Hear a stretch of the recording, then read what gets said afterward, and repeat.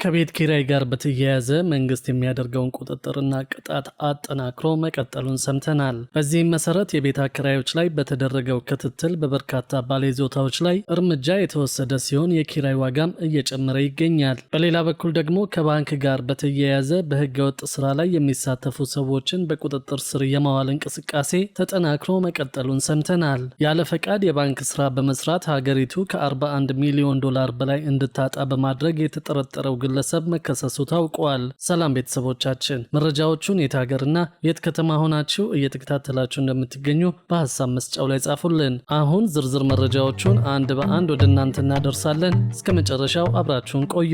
ከብሔራዊ ባንክ ፈቃድ ውጪ የባንክ ስራ በመስራት ኢትዮጵያ ከ41 ሚሊዮን ዶላር በላይ እንድታጣ አድርጓል በሚል የተጠረጠረው ግለሰብ ክስ ተመሰረተበት።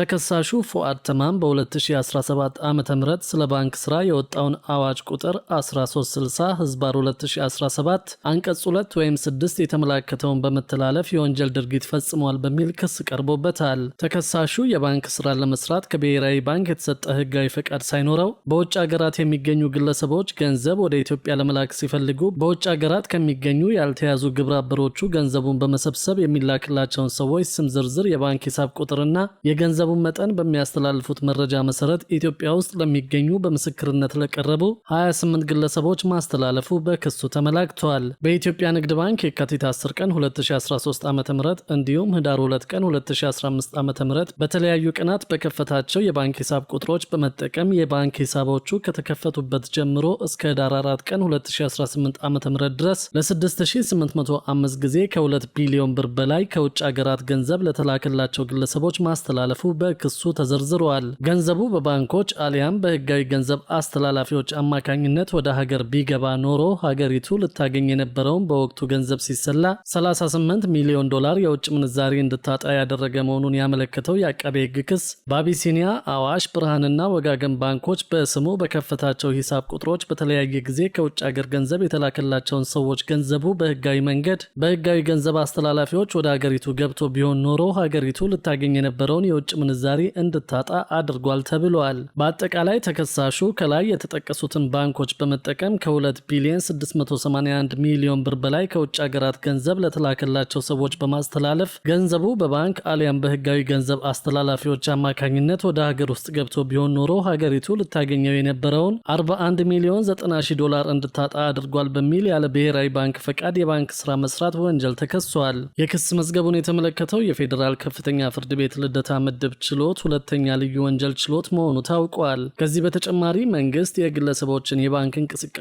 በትኩረት በማጣራት ላይ መሆኑን አውቀናል። የፋይናንስ ደህንነት አገልግሎት የህዝብ ግንኙነትና ኮሚኒኬሽን ስራ አስፈጻሚ አቶ እንዳለ አሰፋ እንደገለጹት አገልግሎቱ ከተቆጣጣሪና ከህግ አስከባሪ ተቋማት እንዲሁም ከዓለም አቀፍ ተቋማት ጋር የፋይናንስ ወንጀሎችን በመከላከል ስራ ጠንካራ ትብብር መስርተዋል። በተለይም የተለያዩ አጠራጣሪ የገንዘብ ዝውውርና ተያያዥ መረጃዎችን በተመለከተ የፋይናንስ ተቋማት እንዲሁም ፋይናንስ ነክ ያልሆኑ ተቋማት ሪፖርቶችን ተቀብለን እናጣራለን ብለዋል። አቶ እንዳለ እንደገለጹት አገልግሎቱ ከተለያዩ አካላት በተለያየ አግባብ የሚደርሱትንና ከልዩ ልዩ ምንጮች የሚያገኛቸውን መረጃዎች መነሻ በማድረግ በሁለት መልኩ የኢንተለጀንስ ውጤቶችን አዘጋጅቶ ለሚመለከታቸው አካላት ያስተላልፋል። የመጀመሪያው አጠራጣሪ ግብይት መረጃዎችን መነሻ የሚያደርግ ሲሆን ሁለተኛው ደግሞ ከተለያዩ አካላት የሚቀርቡ የመረጃ ድጋፍ ጥያቄዎችን መሰረት ያደረጉ መሆናቸውን የተናገሩት ጥቆማዎቹ የፋይናንስ ተቋማት ከንግድና የሙያ ማህበራት ከግለሰቦችና ከተለያዩ ምንጮች የሚገኙ መሆናቸውንም ነው የገለጹት። ባለፉት ጥቂት ወራት አገልግሎቱ ከ6000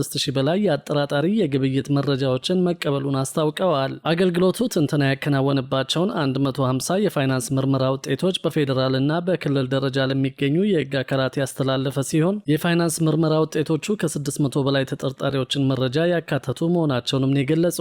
በአጠቃላይ ባለፉት ወራት ከ2 ቢሊዮን ብር በላይ የያዙ የፋይናንስ ኢንተለጀንስ ምርመራ ውጤቶች ለሚመለከታቸው አካላት መተላለፋቸውን አስታውቀው በኢኮኖሚው ላይ ከፍተኛ ጉዳት ሊያደርሱ የሚችሉ ወንጀሎችን በመከላከል ረገድ ሰፊ ስራ መከናወኑን አንስተዋል። በሌላ በኩል ደግሞ ከቤት ኪራይ ጋር በተያያዘ መንግስት የሚያደርገውን ቁጥጥርና ቅጣት አጠናክሮ መቀጠሉን ሰምተናል። በዚህም መሰረት የቤት አከራዮች ላይ በተደረገው ክትትል በበርካታ ባለይዞታዎች ላይ እርምጃ የተወሰደ ሲሆን የኪራይ ዋጋም እየጨመረ ይገኛል። በመዲናዋ በሊዝ የተላለፉ ቦታዎች ከህግ አግባብ ውጭ ሲጠቀሙ የተገኙ ባለይዞታዎች ላይ የእርምት እርምጃ መውሰዱን ያስታወቀው የአዲስ አበባ ከተማ አስተዳደር የመሬት ልማትና አስተዳደር ቢሮ ነው። ቢሮ የተሻ የተሻሻለው የከተማ ሊዝ አዋጅን ተከትሎ በወጣው ደንብ መሰረት መሬቱን ከወሰዱበት ዓላማ ውጭ ለሌላ አገልግሎት ሲጠቀሙ የተገኙ ባለይዞታዎች ላይ ፍተሻ በማድረግ የእርምት እርምጃ ወስዷል። በዚህ ጉዳይ ላይ የአዲስ አበባ ከተማ አስተዳደር የመሬት ልማትና አስተዳደር ቢሮ ምክትል ኃላፊ አቶ መኮንን ተረፈ እርምጃው መወሰዱን አረጋግጠዋል። በበጀት ዓመቱ በሊዝ ውል መሬት ያገኙ ባለይዞታዎች ያሉበትን ሁኔታ የመሬት ልማትና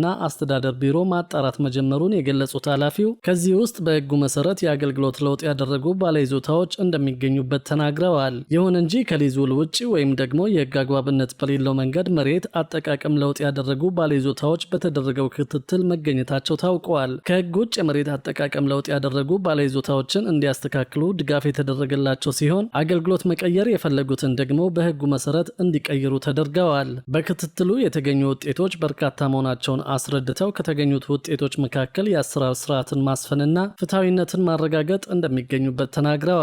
በክትትሉ ለተለያዩ የልማት ስራዎች ሊውል የሚችል በ20 ዓመታት ጊዜ ውስጥ ሊሰበሰብ ሲገባው ሊሰወር የነበረ 9 ቢሊዮን ብር ማዳን መቻሉን አስረድተዋል። ባለንብረቶች ከዚህ ቀደም የመኖሪያ ቤት የነበረውን የመሬት ይዞታ ወደ ንግድ ወይም ወደ ሌሎች አገልግሎቶች ሲቀይሩ የመሬት አጠቃቀም ለውጥ ሊያደርጉ እንደሚገባ ኃላፊው ገልጸዋል። እርምጃዎቹ በአዋጅና በደንብ እንዲሁም ይህንን ደንብ ለማስፈጸም በወጣው መመሪያ የሚደገፉ መሆናቸውን ያስታወቁት የመሬት ልማትና አስተዳደር ቢሮ የመሬት ሊዝ ገቢ የከተማውን አገልግሎት ለማሻሻልና የመሰረተ ልማት ግንባታ ወጪዎችን ለመሸፈን ትልቅ የፋይናንስ ምንጭ መሆኑን በመገንዘብ የተሰጠውን ገቢ የመሰብሰብ አቅም ማሳደጉ ነው የተነገረው። በዚህም ከመስከረም 8 ቀን 2018 ዓ.ም ጀምሮ ባከናወነው የንቅናቄ ስራ ከ5000 በላይ የሊዝ ባለይዞታዎች ብቻ ከ1.6 ቢሊዮን ብር በላይ የሊዝ ገቢ መሰብሰብ ተችሏል። በተለይም ባለፉት ጥቂት ሳምንታት ውስጥ ብቻ በየቀኑ በአማካይ 63.4 ሚሊዮን ብር መሰብሰብ ስለመቻሉ ተገልጿል። አብዛኛው ገቢ የተሰበሰበው ደግሞ የሊዝ ውላቸውን ከቀየሩ አከራዮች መሆኑን ነው የተመለከትነው መረጃ የሚያሳየው። ቢሮው የሊዝ ገቢና የግንባታ ክትትልን አስመልክቶ ከስትራቴጂክ አመራሮች ከቅርንጫፍ ጽህፈት ቤት ኃላፊዎችና ከዘርፉ ዳይሬክተሮች ጋር ባደረገው ውይይት የሊዝ ገቢ መሰብሰብ ለመሰረተ ልማት ግንባታ የገንዘብ ምንጭ ከመሆን ባሻገር ፍትሐዊ የሀብት ክፍፍልን ለመደገፍና የህዝብን ተጠቃሚነት ለማረጋገጥ እንደሚረዳ ገልጿል። የሊዝ ክፍያ ግዴታዎች መሬት በታለመለት ዓላማ ላይ ብቻ እንዲውል በማድረግ የመሬት አጠቃቀምን ለመቆጣጠር ያስችላልም ተብሏል። በአዲስ አበባ ከተማ አስተዳደር የመሬት ልማትና አስተዳደር ቢሮ የመሬት ዝግጅትና ማስተላለፍ ዘርፍ የመልካም አስተዳደር ችግሮችን ለመፍታትና ለህብረተሰቡ ቅሬታ ምላሽ ለመስጠት በሚያስችል ልዩ የማስፈጸሚያ እቅድ ላይ ውይይት ማድረጉም የታወቀው የመሬት ዝግጅትና ማስተላለፍ ዘርፍ ምክትል ቢሮ ኃላፊ አቶ መኮንን ተረፈ ቢሮ የከተማዋን የመሬት አስተዳደር ስራዎችን ለማሻሻል የተለያዩ ተግባራትን እያከናወነ መሆኑን ገልጸዋል።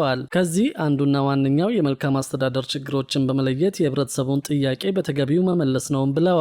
የቢሮው ስትራቴጂክ አመራሮች፣ የቅርንጫፍ ጽህፈት ቤት ኃላፊዎችና የዘርፉ ዳይሬክተሮች በተሳተፉበት በዚህ መድረክ ላይ የተስተዋሉ የመልካም አስተዳደር ችግሮችን በጥብቅ መገምገማቸውን የታወቀው በውይይቱም ችግሮችን ለመቅረፍ በጥቂት ቀናት ውስጥ ተፈጻሚ የሚሆን ልዩ የማስፈጸሚያ እቅድ አዘጋጅቶ ተግባሩን በንቅናቄ ለመፈጸም መታቀዱ ተመላክቷል። መንግስት በአከራዮች ላይ እየወሰደ ያለው እርምጃ በቤት ኪራይ ዋጋ ላይ ጭማሪ እንዲፈጠር ምክንያት እየሆነ መሆኑን አስተያየት ሰጪዎች ተናግረዋል። ብዙዎችም በዚህ ህግ አተገባበር ምክንያት የመስሪያ ቦታቸው በመዘጋቱ ከስራ ውጭ መሆናቸውን እየገለጹ ይገኛሉ።